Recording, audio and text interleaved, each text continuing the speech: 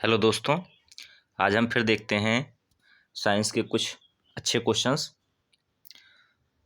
जो बोर्ड परीक्षा के हिसाब से काफ़ी इम्पोर्टेंट हैं। पहला क्वेश्चन है, एक लेंस की क्षमता -2.5 डायोप्टर है। लेंस की फोकस दूरी तथा प्रकृति है। तो देखिए, किस लेंस की फोकस जो होती है निगेटिव होती है, तो होती है अवतल लेंस की। ठीक है। और पावर इज इक्वल टू क्या होता है, 1/f होता है। तो चलिए, तो f इज इक्वल टू कितना हो जाएगा, 1/p। तो ये जो फोकस है ये मीटर में आएगा, लेकिन अगर फोकस सेंटीमीटर में लाना है तो क्या कर देंगे, 100। यानी अगर सेंटीमीटर में लाना है तो 100/फोकस होता है। तो 100 यहाँ लिखेंगे, 100/100/2.5। 2.5 से डिवाइड करेंगे, एक जीरो यहाँ और बढ़ा देंगे, तो 25 4 जा 100 होता है, यानी 40 सेंटीमीटर तो इसकी फोकस आ जाएगी। और लेंस कौन सा होगा, अवतल, यानी ऑप्शन नंबर ए इसका सही आंसर है। फिर अगला क्वेश्चन देखते हैं। अगला क्वेश्चन कह रहा है कि यदि वैद्युत शक्ति P तथा प्रतिरोध R से व्यक्त होता है, यदि वैद्युत शक्ति P तथा प्रतिरोध R से व्यक्त होता है तब वैद्युत धारा व्यक्त होती है। तो देखिए, हम जानते हैं कि P बराबर क्या होता है, VI। ठीक है, P बराबर VI। और एक फार्मूला होता है P बराबर I² R। तो R इधर मल्टीप्लाई करा, उधर क्या करेगा, डिवाइड। तो I² is equal to P/R। ठीक है, तो स्क्वायर लगा, इधर क्या हो जाएगा, अंडर रूट। तो I इक्वल टू √P/R। तो ये कौन सा ऑप्शन है, I बराबर √P/R। देखिए, P/R, डी ऑप्शन सही है इसका। I is equal to √P/R। चलिए अगले क्वेश्चन की तरफ बढ़ते हैं।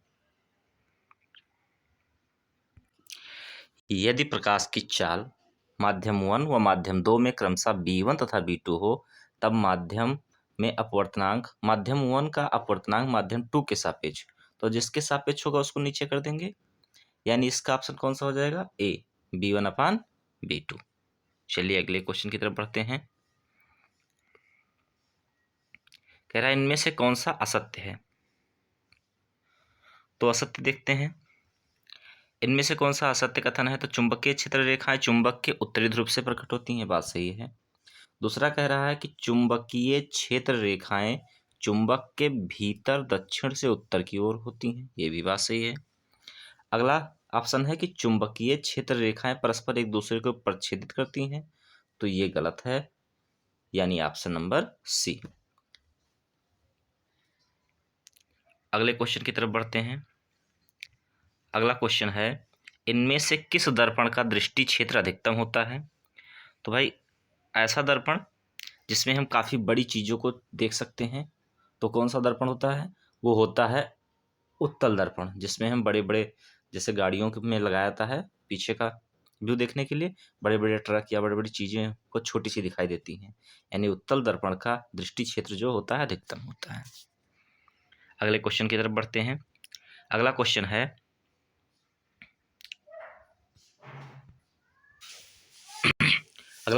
कह रहा है कि R व 2R ओम के प्रतिरोध को श्रेणी क्रम में जोड़ने पर कुल प्रतिरोध R1 तथा समांतर क्रम में जोड़ने पर R2 हो जाता है, तब R1/R2 क्या होगा। तो चलिए देखते हैं। अगर R1 व 2R या 2R दोनों को जोड़ने पर श्रेणी क्रम में जोड़ेंगे तो R होता है, R1 होता है, तो R1 बराबर कितना हो जाएगा, R1 बराबर R+2R, तो कितना हो जाएगा, 3R। ओके। अगर इसको समांतर क्रम में जोड़ते हैं तो कह रहा है कि R2 हो जाता है, तो 1/R2 बराबर 1/R + 1/2 2R, इन दोनों का एलसीएम लेते हैं तो देखिए, तो 2R हो गया एलसीएम, 1/R2 बराबर 2R। तो R से डिवाइड करेंगे 2R को तो कितना हो जाएगा 2, और 2R से डिवाइड करेंगे तो 1, तो कितना हो जाएगा 3/2R। तो R2 बराबर कितना हो जाएगा, इसको पलट देंगे 2R/3। अब निकालना हमको क्या है, R1/R2। तो R1 कितना आया है, देखिए R1/R2। तो R1 आया कितना है, R1 आया है 3R, कितना आया है 3R, और अपान 2R/3 कितना 2R/3 करेंगे तो 3 ऊपर चला जाएगा, 3 3 जा 9, R से R कट जाएगा, 3 को ऊपर भेज देंगे यहाँ, 3 3 जा 9, 9/2 कितना आ जाएगा 9/2, यानी R1/R2 बराबर 9/2। तो कौन सा ऑप्शन है इसका, R1/R2 बराबर 9/2, ये बी वाला ऑप्शन सही है इसका।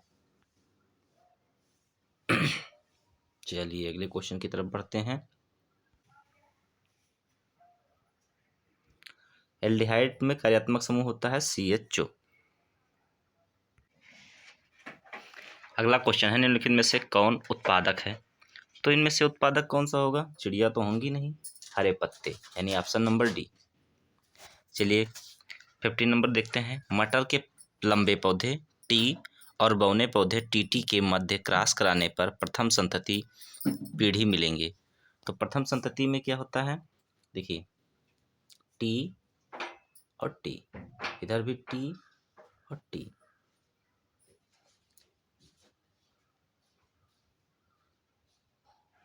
तो प्रथम संतति में देखिए कैपिटल टी मिलेगा, और यहाँ मिलेगा कैपिटल टी और स्मॉल टी। यहाँ भी देखिए ये है स्मॉल टी, ठीक है, और कैपिटल टी, और यहाँ ये स्मॉल टी और ऊपर से भी स्मॉल टी। देखिए 3 में तो लंबे हैं, कैपिटल टी है, सिर्फ एक में ही स्मॉल टी दिख रहा है दोनों, तो 3/4 लंबे और 1/4 बौने पौधे, यानी ऑप्शन नंबर डी इसका सही है, क्योंकि 3/4 क्या है, 3:1 में आता है प्रथम संतति में। तो कैपिटल टी 3 में आए हैं, और एक में क्या है स्मॉल टी आया है, इसलिए 3/4 लंबे होंगे और 1/4 बौना पौधा होगा। नेक्स्ट चलते हैं 16 नंबर। निम्नलिखित में से कौन सा जोड़ा प्रकाश संश्लेषण की प्रक्रिया में प्रयोग किया जाता है। तो प्रकाश संश्लेषण में जल तथा कार्बन डाइऑक्साइड का प्रयोग किया जाता है। 17 नंबर क्वेश्चन है, सामान्य एक लिंगी नर पुष्प में नहीं पाया जाता।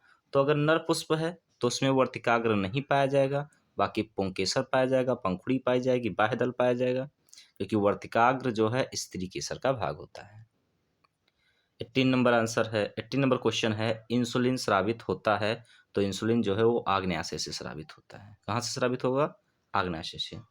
19 नंबर क्वेश्चन है, जैव विकासवाद के सिद्धांत को प्रतिपादित किया। तो जैव विकासवाद को चार्ल्स डार्विन ने प्रतिपादित किया था।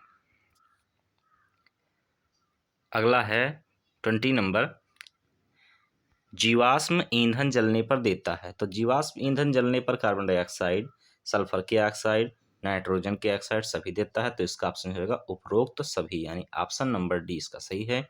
अगर वीडियो पसंद आई है तो लाइक, सब्सक्राइब एवं शेयर करें।